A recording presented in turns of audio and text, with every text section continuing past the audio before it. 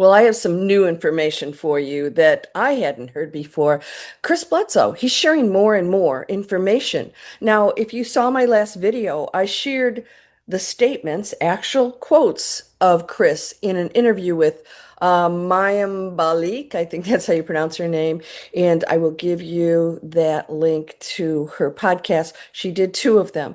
Now, what I did is I plugged everything in to Gemini Notebook, which is a research tool, so I could pull exact quotes. And I have some for you today about what Chris said about how that split happens. You know, we saw the Hopi two ways, Dolores Cannon two Earths, Edgar Casey, the split. Well, we've got Chris Bledsoe with his opinion and predictions of what that actually means. And my 9 predictions that I made, ironically, his are in alignment with mine. And that is, we've got some big stuff happening this year. I'm going to share that with you. Actual quotes from him. This may be a shocker for you, but I think you're going to love it. Very exciting stuff. Let's go.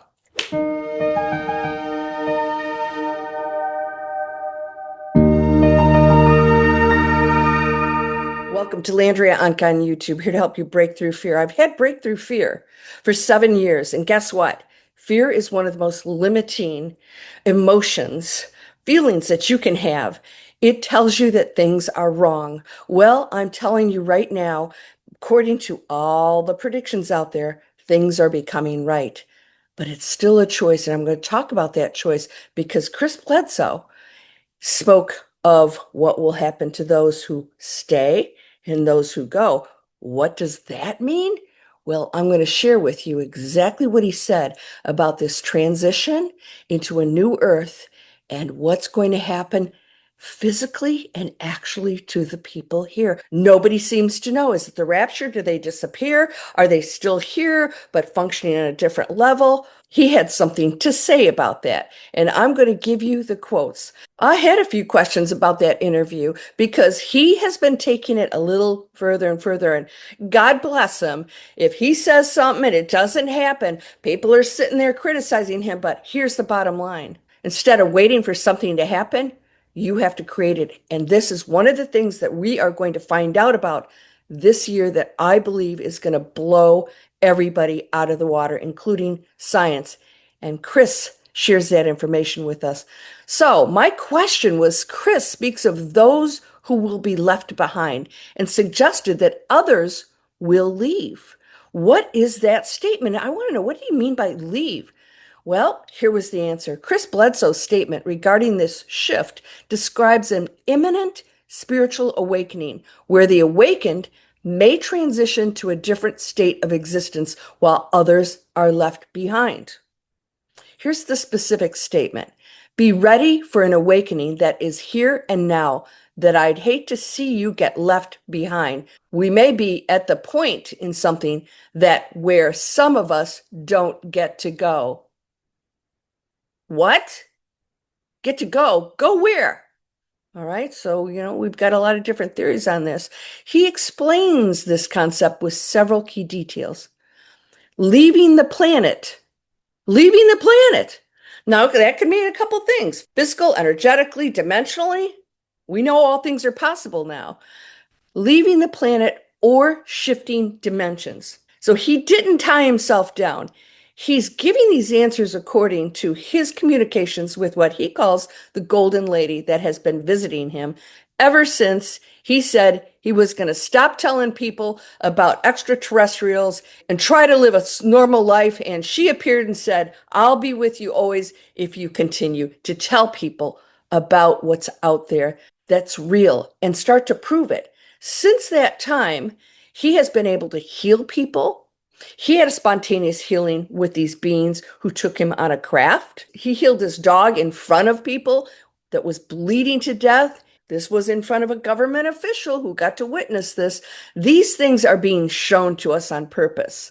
They aren't private things going on in his life. He's showing people how orbs appear and that we can call them in. But we have to do these things in peace. He preaches love, and he's telling us that it's time for us to get our act together. What does that mean? He suggests that this transition might involve physically or dimensionally leaving, stating, maybe we awaken and leave the planet. Now, he did say maybe. Maybe he's done that a lot. People have said he hasn't predicted anything. Oh, baloney.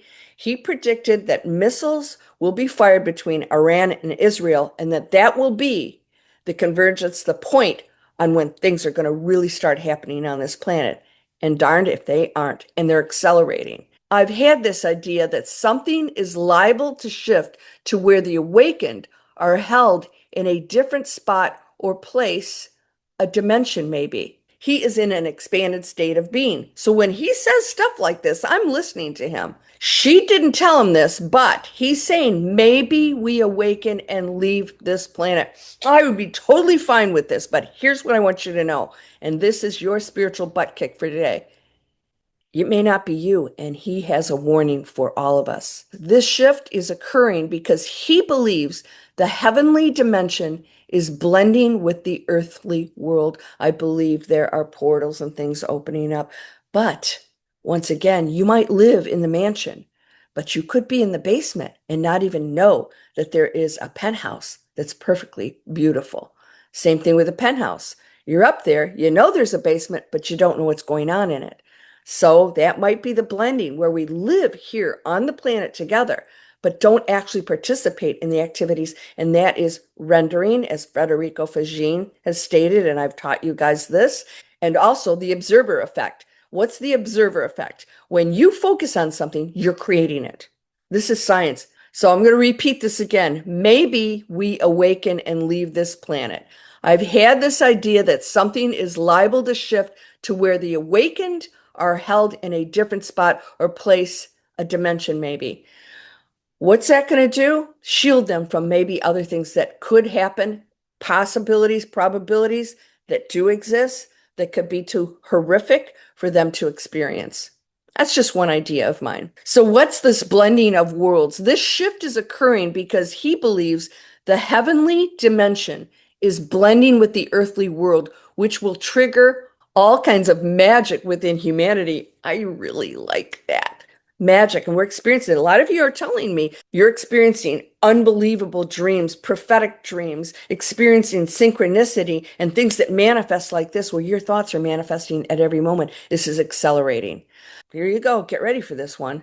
Those that are still doubtful and not involved in it, they got a long ways to go. What's a long way to go mean? More struggle. He's a religious man, so I know some of his own thoughts are coming into some of this. So you have to take that into consideration. He's still a human being.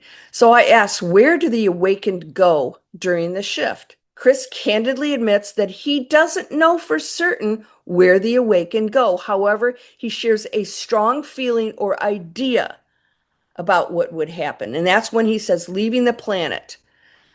The awakened may ultimately leave the planet, a different spot or dimension. I'm repeating this again. Rather than a physical destination on Earth, he believes the awakened might be held in a different spot or place, which he proposes could be a different dimension, that the heavenly dimension is blending with the earthly, and that these two realms merge. It will activate all kinds of magic inside of those who are ready. So you may not experience it because you're still doubting, you're living in fear, you don't realize you're controlling everything. And so those who aren't ready won't experience the magic, and others will say it's happening. One of her friends who was psychic was sharing what she saw, and she envisioned that those who transitioned into the new earth were going, we did it, we did it, we did it. And the others left behind were saying, aw, poor thing. She left the earth still believing that silly story because it really did happen. That's exactly what he's saying. Isn't that interesting? Those that are still doubtful and not involved in it, they got a long ways to go. What's involved in it? You have to make the effort. You can't complain about them and the government. And you have to be the creator of the new world. You have to take the action. I was just on with my private membership and I said, we have to create the new world. If you don't like something, create the options. We're in a matrix and we are so programmed and we're feeding it. Ask yourself if you're feeding it. Because the next question I had was, tell me about the new physics paper he mentioned. He mentioned there was a paper coming out about physics and how science actually operates. He mentioned a groundbreaking new physics paper written by a close friend of his who's an MIT and Harvard physicist. According to Bledsoe, this paper is absolutely peer-reviewed by the best, will completely destroy material scientist science, will completely destroy it. That means the laws of physics may go out the window, and I believe they will. I don't think there are any laws. I think there's organized structure, but I think all things are possible, which means physics would go out the window. This would signal an end to strictly materialistic frameworks. It's going to show us what we're capable of. I predicted this, and he's saying it's supposed to come out this year. So he noted that this publication was set to be released this year as part of a larger shift where all the science is fixing to change. So he also mentioned that UFOs and other beings have been mentioned in the Bible, through the whole Bible, but that words were changed so that it wouldn't sound like that. It would sound like something else. And we'll talk about that right now. According to Chris, the Bible is actually filled with references to UFOs and aerial phenomena, but these have been obscured by deliberate translation choices. The primary secrets he shares include the intentional mistranslation of cloud. Bledsoe explains that the word cloud was intentionally substituted in biblical texts to make what was originally described as a luminous opening, vehicle, or angelic being look like a harmless weather phenomenon. People are okay with clouds, but ooh, a UFO? No, oh, that's different. So they put this word cloud in so it doesn't appear to be something foreign. He states this change was made intentionally by King James over 500 years ago to hide the true nature of these events. UAPs in major biblical events. Once cloud is retranslated, several famous biblical events describe encounters with advanced aerial phenomena. The Exodus, the pillar of cloud that led the Israelites for 38 years, was actually a cylinder-shaped object that gave them shade by day, fire by night, and physically fed them manna. A cloud? No, I don't think so. Jesus' baptism, older biblical scripts such as Luke describes a luminous cloud appearing above Jesus and speaking rather than just a dove. The Ascension, when Jesus departed, the text states a cloud physically took him up in heaven. Maybe it's something else. Not necessarily a UAP. It could be any kind of other being.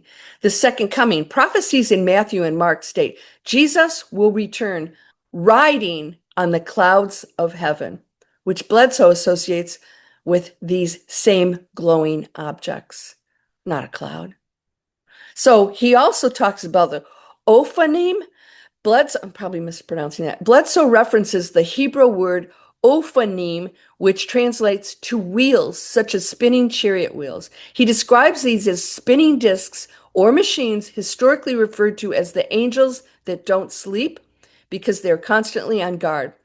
He claims to have captured high-definition 4K video of one of these discs with a visible eyeball looking back at him. I'm going to supply that video for you. Yeah? It's going to be in the description if it doesn't pop out here. I'm going to tell you something. It is freaky. He filmed this orb kind of thing, and there is an eye, and it doesn't look like, oh, it's a cloud that looks like an eye. It's an eye. It is the freakiest doggone. It's a little creepy, to be honest with you. And he filmed it. The feminine Holy Spirit. Now, this is what the Golden Lady keeps saying. The divine feminine cannot be stopped. So now we're not controlling that. However, we can participate in it or not. Bledsoe connects these secrets to the Hebrew words Raush and Shekinah. Apologies if I mispronounce that. In Hebrew, the word for spirit, Raush, translates to wind or ghost and is feminine. He asserts that the Holy Spirit is actually the Shekinah the feminine presence of God, and is the exact same lady who's been appearing to him, which is God. We're God. That's God. Everything's God. Not a separate God over other things, just one thing. Bledsoe mentions having amassed over 22,000 photos and videos of these orbs and watchers on his phone.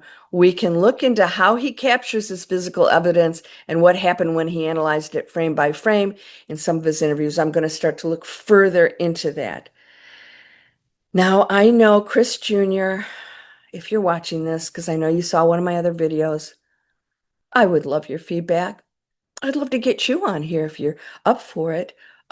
I want to represent you and your family in the most positive way, and that I know you don't have all the answers. And I know Chris is giving some of his opinion along with what he's been told. And I know that nobody chose a date except for other people who pushed that. So those of you who are waiting for October, don't blame Chris. He's just repeating what has been told to him.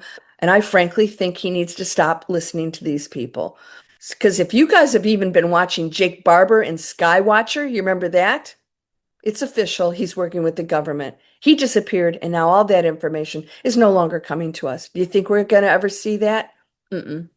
And this is what happens. It's tough to stand alone, but we, the people, can do it.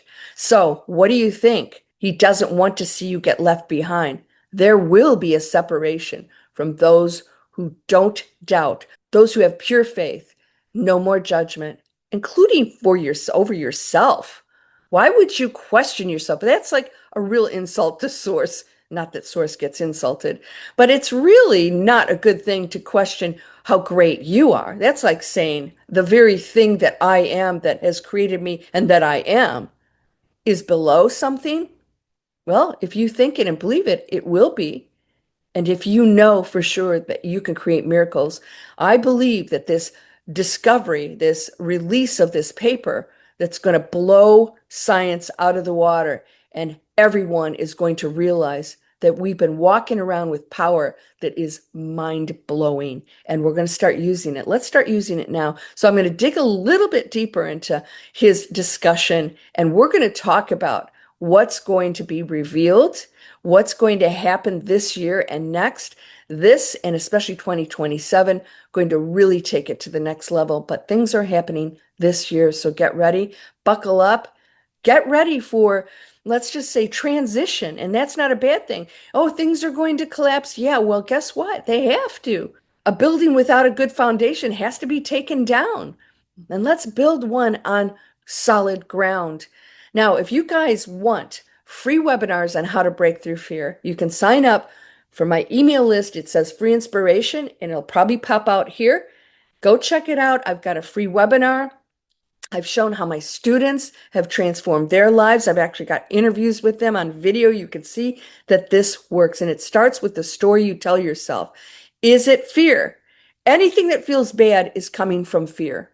You're afraid something's going to happen you don't want. You're in a situation you don't like. You're afraid because you think that the material world is all there is, or any number of stories you tell yourself. Let's get out of that. Do you eliminate fear? No. It's built into the human species. It serves a very good purpose. It can be very motivating. So if you want to take those webinars, I got a couple of them and emails that help you start to take a look at what's going on in here. It's time, my friend. It's been happening and it's accelerating. If you're not feeling it or experiencing some of that magic that Chris spoke of, and in my predictions, I said the paranormal is going to accelerate. It's nothing to fear. It's part of what we are. That comes in different frequency too, but it's all still Source. So can it be bad? No, it's contrast. We can't have the answers. We can't possibly know them as human beings. We're not meant to. Play the game, play it well. So my book, those of you who've read it, thank you for your reviews. Please let Amazon know if you love it. If you don't love it, don't leave a review. I'm kidding. This will open some doors for you. In my opinion, it was a download. I think this is the simplest, most relaxed explanation of what you are. And if you start believing and knowing that's what you are, you're going to see some major changes in your life, miracles. All right, so please subscribe, share my videos. You can post them anywhere, but you are whole, and powerful. loving, harmonious, and happy. Blessings to you, my friend. You're perfect. How can you not be? Everything else is the veils, the illusion. So you can break through them. It's time to get in touch with what you are as still a human being. Get ready. It's going to be really interesting to see what happens, but you won't know it if you don't go into the faith and the love that Chris Bledsoe speaks of. And so do I, along with many other spiritual teachers who don't tell you about fear, just tell you you got a choice. I'll see you in the next video. Namaste.